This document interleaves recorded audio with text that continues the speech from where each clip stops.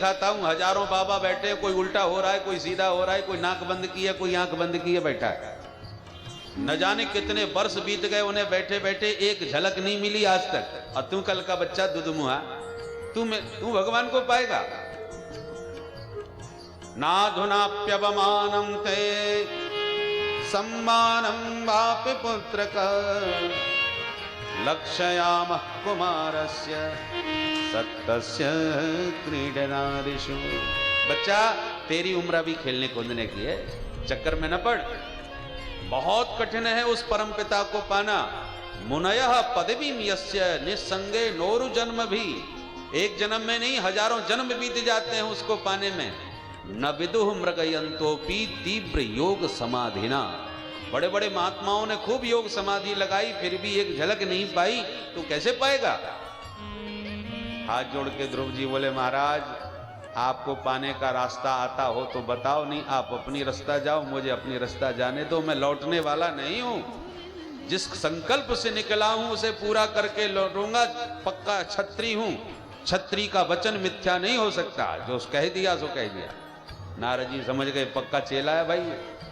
तुरंत प्रसन्न होकर के ध्रुव जी के कान में मंत्र फूंक दिया, द्वादशाक्षर।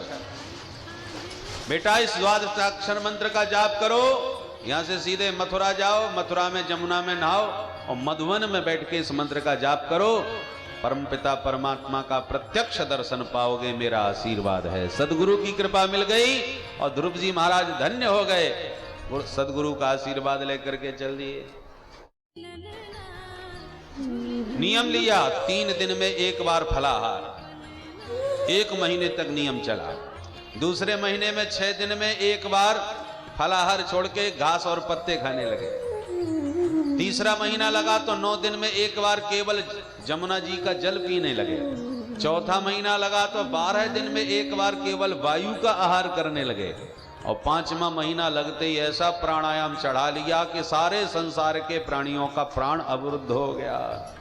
देवताओं में हाहाकार मच गया। भगवान से बोले, सरकार बचाओ, हमारा सबका श्वास रुक गया। भगवान बोले, घबराओ मत मां भैष्ट, घबराओ मत देवताओं, मैं अभी ठीक करता हूं। तुरंत गरुड़ारूढ़ होकर के नारायण ध्रुव जी के सन्मुख आकर के प्रकट हो गए और ध्रुव जी पैर के अंगूठे पर आंख बंद किए, प्राणायाम चढ़ाए खड़े हैं। आंख ही नहीं खोल रहे, हृदय में हरि का दर्शन पा करके मस्त हो रहे हैं।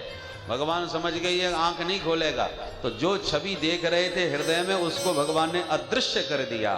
हृदय से हरि के तिरोहित होते ही हड़बड़ा गए। तुरंत नेत्र खोल के ध्रुव जी ने देखा तो जो हृदय के हरि थे वो आंखों के सामने दिखाई पड़ने लगे। बोलो भक्त वत्सल भगवान की जय। ध्रुव जी ने तत्काल प्रणाम किया और हाथ जोड़ करके खड़े हो गए। मन में घबराने लगे। कुछ पढ़ा लिखा होता तो आज स्तुति करता, मैं तो कुछ जानता ही नहीं, क्या बोलूं। अब खड़े खड़े मुस्कुरा रहे हैं। भगवान समझ गए और अपना दिव्य शंख ध्रुव जी के कपोल से स्पर्श करा दिया। पस्पर्श बालम कृपया कपोले। जो शंख का स्पर्श हुआ ध्रुव जी को सारा वेद वेदांत कंठस्थ हो गया। गाने लगे। सदगुरुदेव ने द्वादशाक्षर मंत्र दिया तो ध्रुव जी महाराज ने भी 12 श्लोकों में ही दिव्य भगवान की स्तुति गाई। योऽन्ता प्रविश्य मम वाचमिमां प्रसुप्ता। योऽन्ता प्रविश्य मम वाचमिमां प्रसुप्ता। सञ्जीवयत्यखिल शक्तिधर स्वधाम्ना। सञ्जीवयत्यखिल शक्तिधर स्वधाम्ना।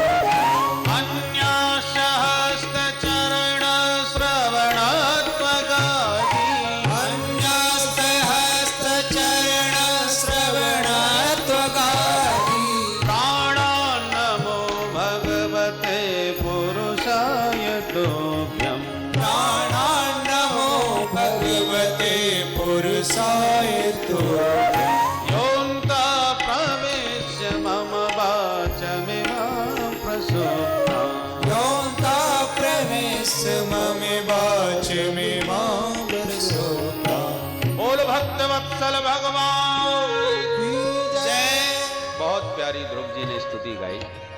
योऽन्तः प्रविश्य, आप ही मेरे भीतर प्रविष्ट हो गए और मेरी सोई हुई इस जड़ वाणी को जागृत कर दिया। संजीवयति, केवल वाणी को ही शक्ति देने वाले नहीं है मात्र, अन्याश्च हस्त चरण श्रवण त्वगादीन, हाथ में, पैर में, कान में, नासिका में, त्वचा में जो भी शक्तियां हैं इंद्रियों के अंदर, उन समस्त अखिल शक्तिधर, उन समस्त शक्तियों के धारक आप ही हैं। इसलिए मैं आपको क्या दे सकता हूं, केवल चरणों में बारंबार प्रणाम करता हूं। प्रभु प्रसन्न हो गए, वत्स वरदान मांगो। ध्रुव जी कहते हैं पहले तो सोच के आया था ये मांगूंगा वो मांगूंगा, पर आपको देखने के बाद सारी इच्छा समाप्त, अब कुछ नहीं चाहिए। भगवान बोले पर मेरी इच्छा है बेटा घर जाओ और पिता के सिंहासन पर बैठ के 36,000 वर्ष तक पहले चकाचक राज्य करो। भगवान 5 साल की सरकार नहीं बनाते, सीधे 36,000 वर्ष की सरकार बना दी, अखंड बहुमत में। आराम से अपना सिंहासन संभालो और राज्य सुख भोगने के बाद मेरे दिव्य ध्रुव लोक को प्राप्त करो, कह के भगवान अंतर्धान। और ध्रुव जी बड़े पछताने लगे, क्या कूड़ा करकट मांग लिया मैंने, कहां। देखिए एक सज्जन बेर खिला रहे थे, महाराज देखो कितने मीठे मीठे बेर, जो खावे वही प्रसन्न हो जावे, क्या स्वादिष्ट बेर है। महाराज जी को आके खिलाए, महाराज जी देखिए कितने मीठे बेर हैं, सब कितनी तारीफ कर रहे हैं। और जैसे ही महाराज जी ने एक बेर मुंह में डाला तो एकदम थूक दिया, अरे तूने सब गड़बड़ कर दिया, मुंह खराब हो गया। अरे महाराज आपका मुंह खराब क्यों हो गया, सब लोग कितनी तारीफ कर रहे हैं बेर की और आपका मुंह खराब हो रहा है, क्यों। बोले भैया अभी गर्मा गर्म रसगुल्ला खाए बैठे थे, इतना बढ़िया मुंह था, पर तेरे बेर ने सब चौपट कर दिया। बेर कितना भी मीठा हो भैया, जो कुछ ना खाया हो उसे तो बहुत मीठा लगेगा, पर जो रसगुल्ला खाए करके गर्मा गर्म जलेबी खाए के बैठा हो उसको तो फीका ही लगेगा, उसके सामने तो तुच्छ है। उसी प्रकार ये संसार के विषय रस बड़े मीठे लगते हैं, पर जो रसो वही सह का रसास्वादन किए बैठा हो उस रसिक के सामने संसार के सारे विषय तुच्छ लगते हैं। अलम विषय वारसया नरक कोट विभत्सया। इसलिए ध्रुव जी को उस परम रस का रसास्वादन होने के बाद अब ये राज्य पाठ सब फीका लगने लगा। लौट करके आए, राजा को पता चला, दिव्य स्वागत किया पुत्र का और सिंहासन पर अभिषिक्त कर दिया। पुत्र को सत्ता सौंप करके चले गए उत्तानपाद, पर ध्रुव जी के छोटे भाई उत्तम ने किसी यक्ष से झगड़ा किया तो यक्ष ने उसको मार दिया। ध्रुव जी को पता चला तो क्रोध में भर के हजारों यक्ष मार डाले युद्ध में। मनु महाराज ने प्रकट होकर समझाया, अलम वत्साति रोषेण, बेटा बहुत हो गया, तुमने एक के बदले में हजारों मार दिए, ये कहाँ का न्याय है भाई। नायम मार्गो ही साधु नाम ऋषि के सानुवर्ति नाम, भगवान के भक्तों का ये तो रास्ता नहीं है। बेटा जाओ माफी मांगो। कुबेर से माफी मांगी ध्रुव जी ने, तो कुबेर बोले न भवान अवधित यक्षान न यक्षा भ्रातरम तव, बेटा न तूने हमारे यक्षों को मारा न यक्षों ने तेरे भैया को मारा, तो फिर किसने किसको मारा। बोले काल एव ही भूतानाम प्रभुरप्यवभावयो, ये काल भगवान है ना, सबको मारते रहते हैं, पर काल भगवान स्वयं अपने को कलंकित न करके किसी के बहाने से मारते हैं कि उसने उसको मार दिया, उसने उसको मार दिया। तो काल किसी के निमित्त बन करके मारता है, पर मारने वाला तो सचमुच काल ही होता है। ऐसे करके समझाया और अंत में कहा बेटा वरदान मांगो हमसे। ध्रुव जी ने कहा एक वरदान के पापड़ अभी तक बेल रहा हूं, ये राज्य क्या मिला, मेरी तो बुद्धि गड़बड़ा गई, अब मैं कुछ नहीं चाहता, बस आशीर्वाद चाहता हूं, भगवत चरणारविंद में अनुराग बढ़ता रहे। आशीर्वाद देके ध्रुव जी को कुबेर ने विदा किया। ध्रुव जी ने अपने ज्येष्ठ पुत्र को सत्ता सौंप करके खूब भजन किया, और जहां 36,000 वर्ष पूरे हुए तो दिव्य विमान लेने आया। पार्षदों ने आके कहा भैया जी समय हो गया, चलिए भगवत धाम को। ध्रुव जी बोले 1 मिनट रुकिए, जरा नित्य कर्म पूरा कर लें फिर चलते हैं। विमान लिए, पार्षद खड़े रहे और ध्रुव जी विधि विधान से अपना पूरा नित्य कर्म करते रहे। हम लोगों को स्वप्न में भी भगवान के दर्शन हो जाएं तो हम सिद्ध बन जाते हैं कि अब हमें पूजा पाठ संध्या वंदन करने की जरूरत नहीं, भगवान से रोज डायरेक्ट बात हो रही है।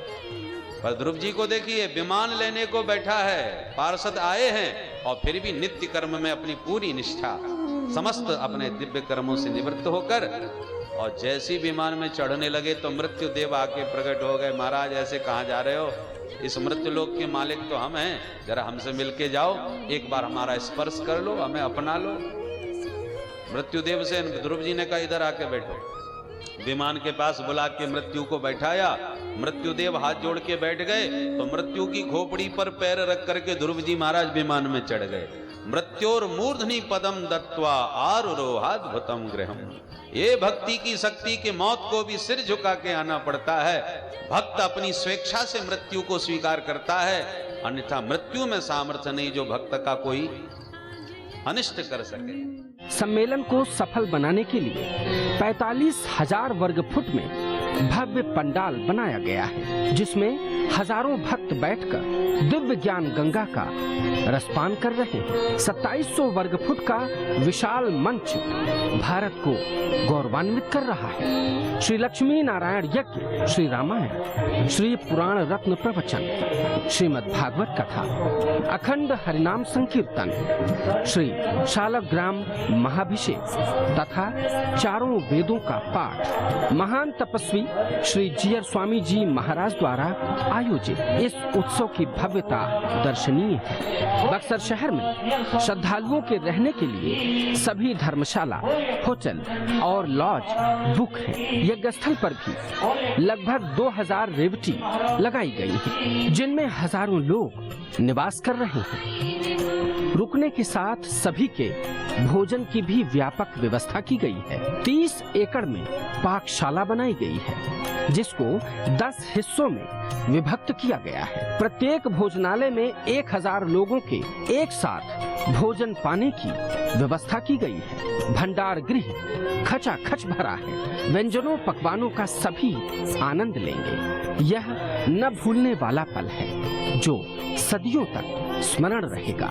जहाँ तक नजर जाती है लोग ही लोग। श्रद्धालुओं का तांता लगा है। सभी इस स्वर्णिम अवसर का लाभ ले रहे हैं। श्री श्री जीयर स्वामी जी द्वारा प्रदत्त दिव्य ज्ञान का प्रसाद सभी प्राप्त कर रहे हैं। सभी सुखी हों, किसी को दुख का सामना न करना पड़े, सभी स्वस्थ और प्रसन्न रहें, किसी को कोई कष्ट न हो, सभी बुराइयों को त्याग श्रेष्ठतम जीवन व्यतीत करें। इसीलिए स्वामी जी ने यह श्रेष्ठ अवसर दिया है। इस अवसर का लाभ सभी को प्राप्त हो रहा है।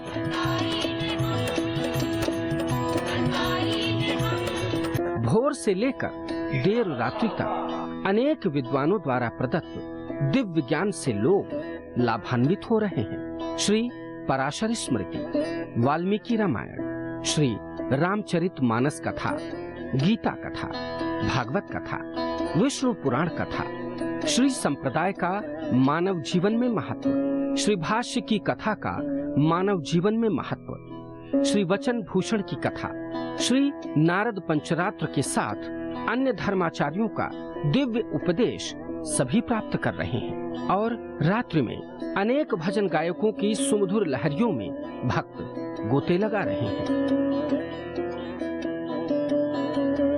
धन्य है वे भक्त जो इस अवसर का भरपूर लाभ लेकर अपना जीवन सफल बना रहे हैं।